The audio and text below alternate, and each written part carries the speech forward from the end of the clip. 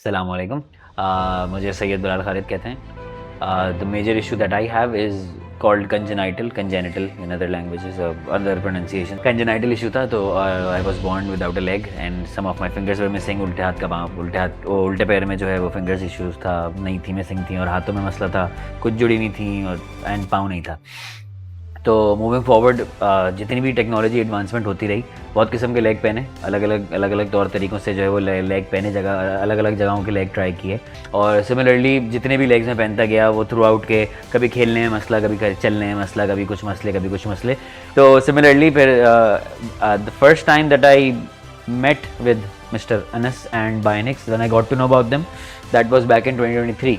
So that is what we're trying to achieve with Bionics, कि we try to make sure के comfortability with stability and durability of the product, that is the most important thing. And similarly कि एक बंदा वो जो कि अपनी पाँव कटने के बाद का एक जर्नी है उसकी ज़िंदगी की, जो एक उसके पास एक चीज़ थी जो कि अब नहीं रही, उससे लेके और एक आर्टिफिशियल चीज़ को अपनाने के बाद से नॉर्मल लाइफ जीने का सफ़र जो है ना, उसको तय कराने के लिए that is what we are fighting for, I fight for, we fight for, so that वो जर्नी हम उसकी ईजी करें।